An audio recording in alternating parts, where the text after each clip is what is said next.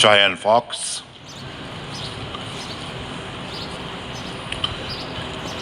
I'm sure the police know me too,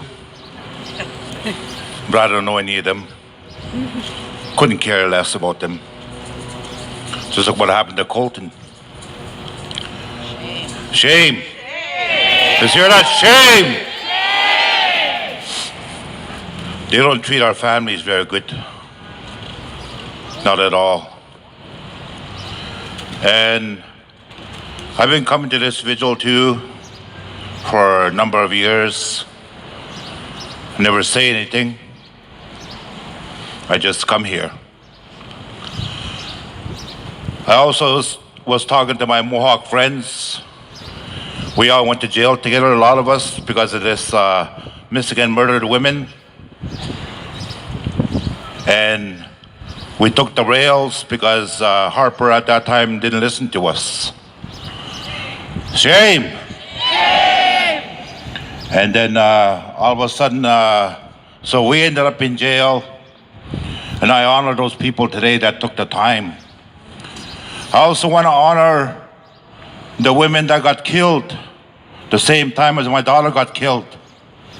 My daughter fell 24 stories to her death. But also there was another one right after, around the same time. Her name was Terry Gardner. And she got murdered. She was a witness for the police for a murder that she saw. They didn't do anything to help her, to protect her in any way. And when she spoke to me a couple of days before she died, she told me that her life was in danger. She was afraid.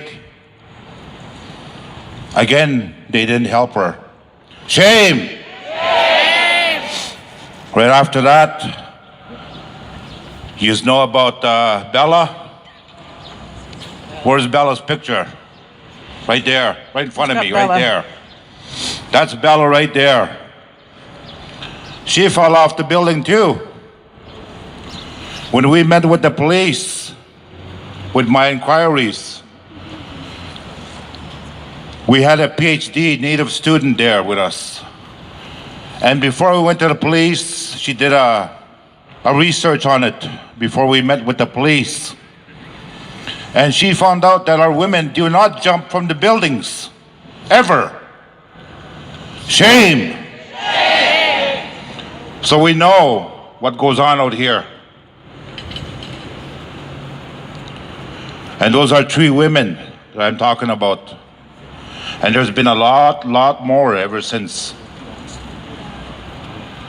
So I honor those women right now. All those women while we're here. The numbers, I don't know where they're at now. I kind of got lost myself. There must be lots, too many. But I know around January 8th of this year, I counted 10 already missing and murdered women. Shame. Shame. I want to send a message to all of you today, right now. I'm only here is one little word. LOVE. Because people took the time to be there for me. They took the time to listen to me. They took the time to watch me cry.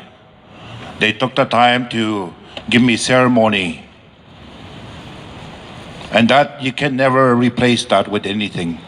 There were so many people that were there for me. I was so lucky that I can come and say that today, because there was a lot of times that I was alone. And now I can stand up here and I can say that word, LOVE. And we love that word today. And we want to listen to our families.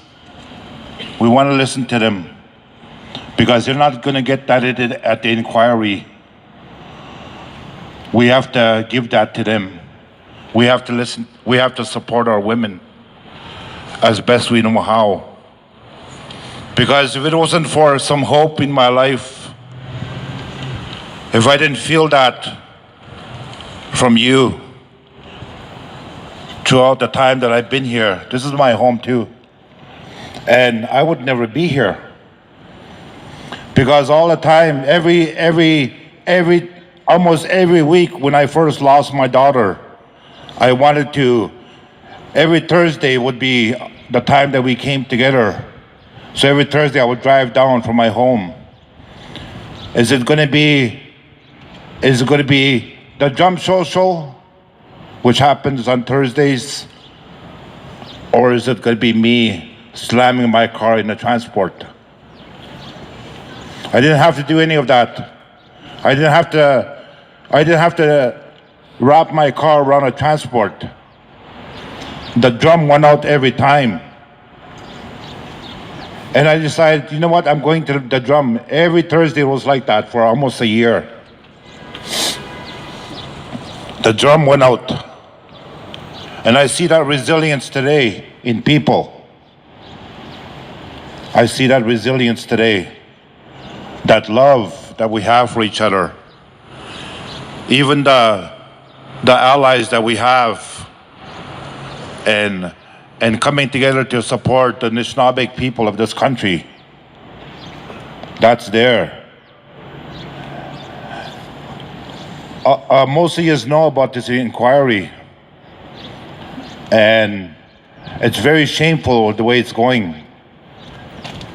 And I myself is not going to be able to participate in that because the spirit isn't there. And we lobbied for that. I supported our women, and they were under the impression that this was going to be a grassroots-driven inquiry, that we all had a chance to be a part of it, a part of something that we can be that hope for change. But now we lost that hope now. Because they're only concerned about themselves. They're only concerned about their wages. And I say, I'm an example of that, and many, many others that were here because we took the time to listen to our families. That love is there, that unity, that family. That's all we wanted in the end, was to be listened to and not to feel alone. But they're not doing that over there. They're making a big mess. And so I phoned my chief and I said, I don't want that in my community. I don't want that where I come from, Manitoulin. He said, okay, consider it done. We're not going to have it there.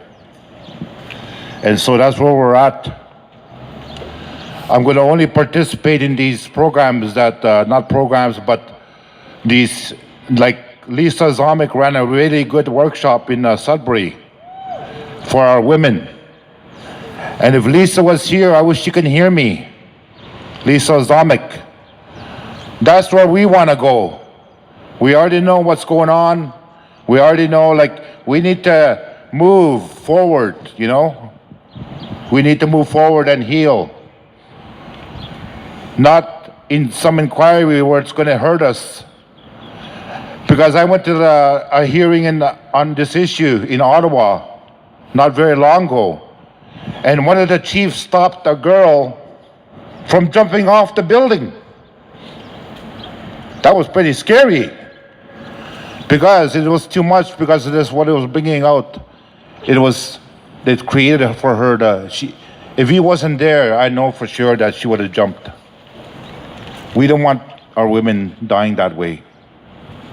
We don't want our women killed. And that's why they arrest us.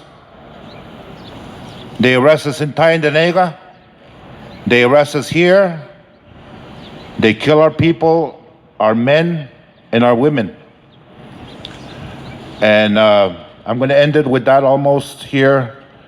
But I'm only standing here is because love is what brought us together.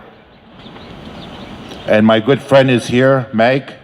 She's going to say a few words.